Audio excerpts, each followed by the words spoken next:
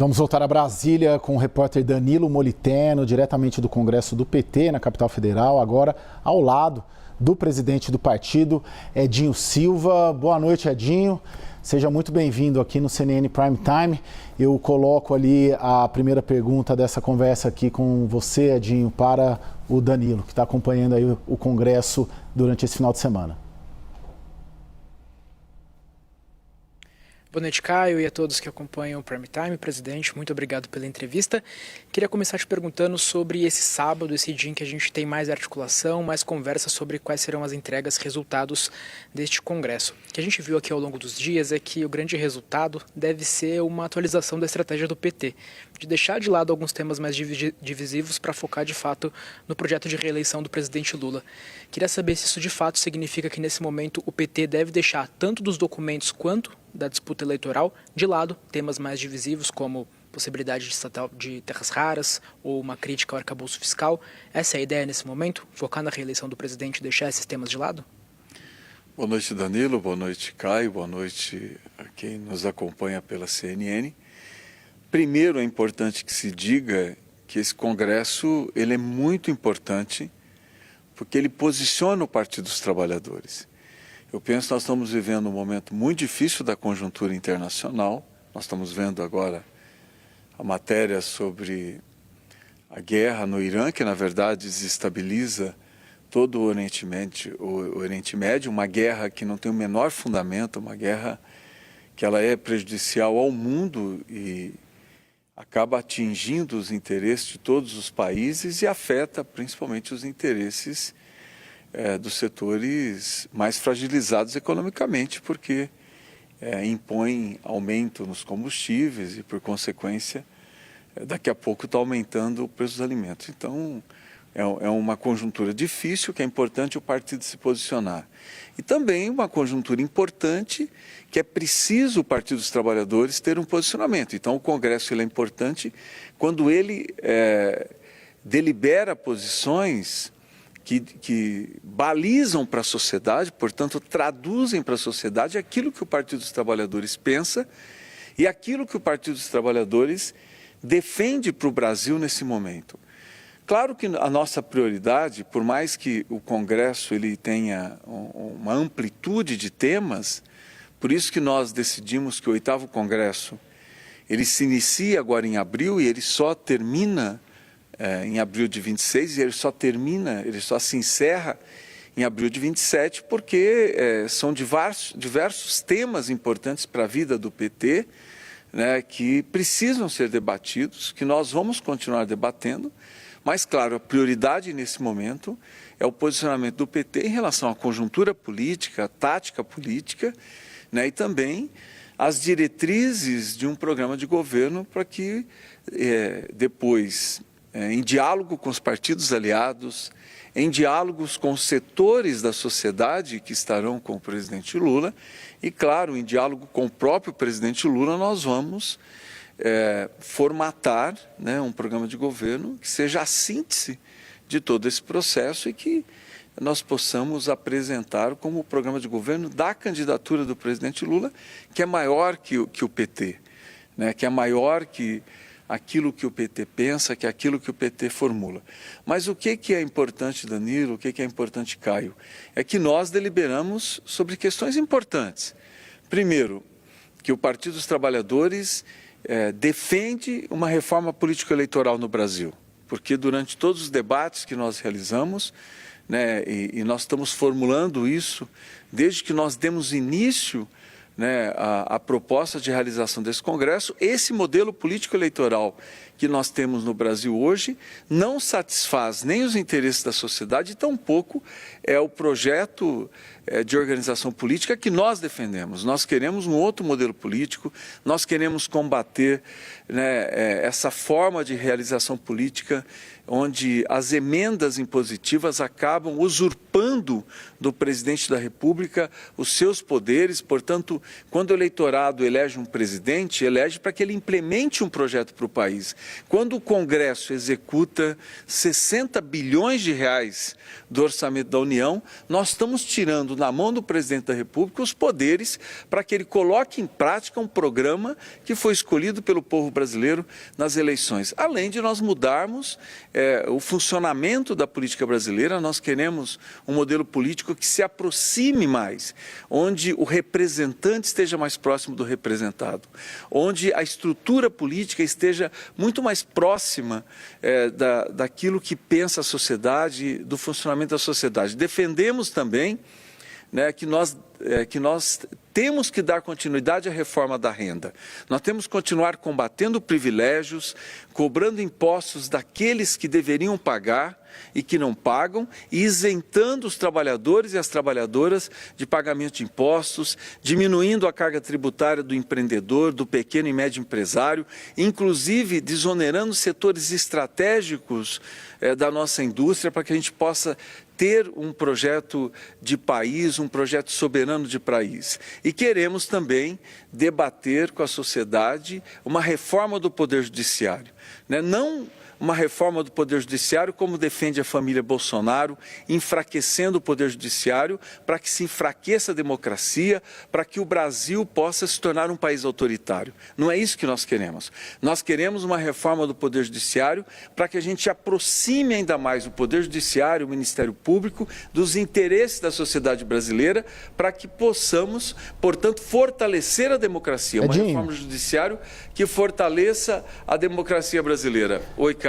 Eu queria pegar justamente nesse ponto que você coloca, né? O PT abraçou aí nesse documento a reforma do Judiciário como uma plataforma de campanha, mas no documento, pelo menos que a gente tem de informação até agora, não cita diretamente o caso Master, nem o envolvimento direto ali de 2 ministros do Supremo Tribunal Federal com o Banco Master. Por que essa opção de defender uma reforma do Judiciário, mas não tratar do caso Master, que é o grande escândalo nacional no momento? Olha, Caio, quem está acompanhando, o Danilo que está acompanhando aqui o Congresso, ele presenciou, como toda a imprensa presenciou, o quanto que nós debatemos o combate à corrupção. Porque é importante que se diga que o presidente Lula não só apoia, né, toda a investigação envolvendo o INSS, o presidente Lula foi quem pediu para que os órgãos de fiscalização apurassem todas as denúncias que foram feitas envolvendo o INSS, até porque os desvios de recursos do INSS, as investigações demonstram isso, tiveram início do governo Bolsonaro, portanto, o governo do presidente Lula defende a apuração, como o presidente Lula defende toda a apuração das denúncias envolvendo o Banco Master, porque é importante que se diga também, né, Caio? O Banco Master foi autorizado a funcionar no governo Bolsonaro. O Banco Master foi autorizado a fazer operações durante a gestão do Campos Neto no Banco Central. O Banco Master teve autorização de operações que foram se caracterizar depois como fraudulentas durante a gestão do Campos Neto no Banco Central. Então, quem está pedindo a apuração em relação ao Banco Master foi o presidente Lula, e isso pautou todo o nosso debate aqui no Congresso.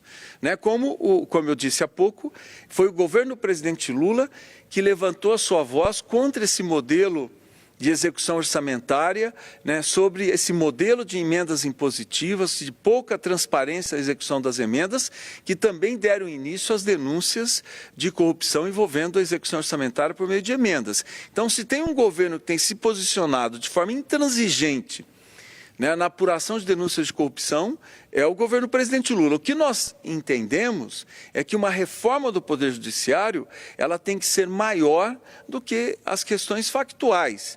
Nós queremos que se debata no Brasil, inclusive, eu penso que é importante, por iniciativa do próprio Poder Judiciário, que se constitua comissões, que se chame juristas, que se chame representantes de outros poderes, para que a gente possa fazer uma reforma do Poder Judiciário que corrija as distorções, que corrija aquilo que a sociedade tem desaprovado, não só do Poder Judiciário, mas também do Ministério Público, que se combata os penduricalhos, aquilo que se caracteriza como privilégio, para que a gente fortaleça o Poder Judiciário. Não existe na história mundial uma democracia forte sem um Poder Judiciário forte. Então, nós somos contra o enfraquecimento do Poder Judiciário, esses ataques que são feitos para enfraquecer o Poder Judiciário, porque quem sustenta ataques para enfraquecer o Poder Judiciário quer um Brasil autoritário, quer um Brasil sem democracia, um Brasil sem liberdade, um Brasil sem liberdade de expressão, como nós já vivenciamos.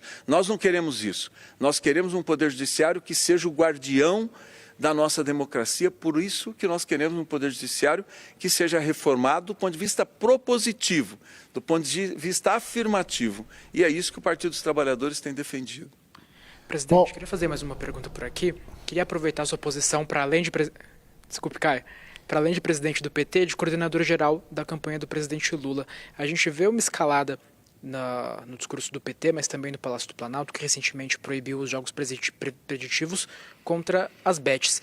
Queria saber, nesse teste dessa escalada do discurso contra as bets, se é possível o presidente Lula, por exemplo, na sua campanha, propor a proibição desses jogos aqui no país.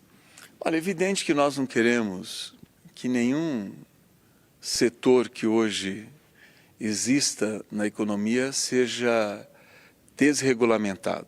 É evidente que nós vimos o que foi a desregulamentação dos jogos durante o governo Bolsonaro. Nós vimos denúncias de corrupção, nós vimos sonegação de impostos, nós vimos a sociedade sendo prejudicada. O que eu pessoalmente defendo é que tenha regulamentação. Nós precisamos ser mais duros na regulamentação. Nós vamos combater os jogos ilegais.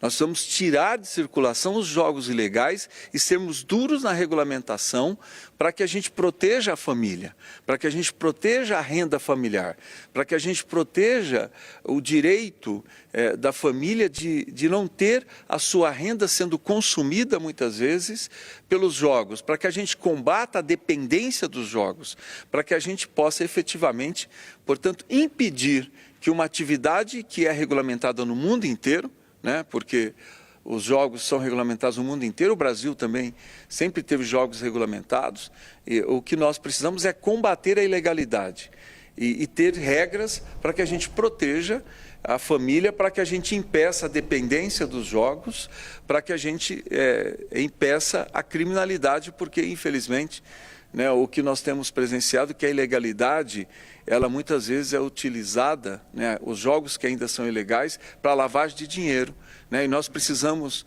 combater o crime organizado. Inclusive, um dos temas que nós debatemos no nosso Congresso é que nós precisamos ter um programa de segurança pública no Brasil.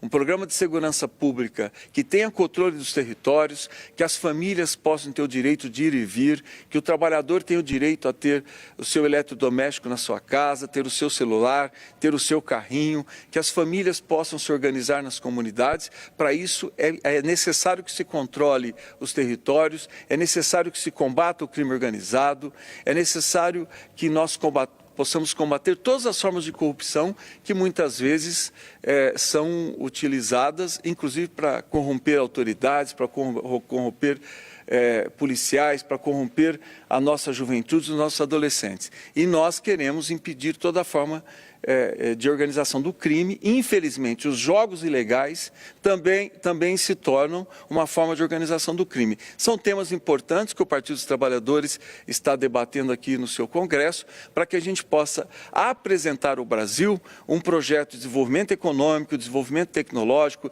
de soberania nacional, que a gente proteja as nossas reservas de terras raras, ao contrário do que faz a família Bolsonaro, que quer entregar as nossas reservas de terras raras ao governo Trump. Nós queremos que as terras raras fiquem no Brasil e seja a base do nosso desenvolvimento industrial, do nosso desenvolvimento tecnológico, para que a gente tenha um Brasil mais justo e mais igualitário, de geração de empregos de qualidade para a nossa juventude.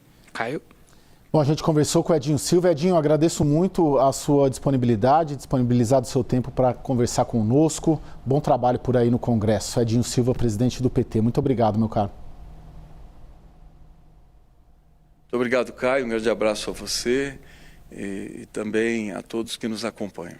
Obrigado, presidente.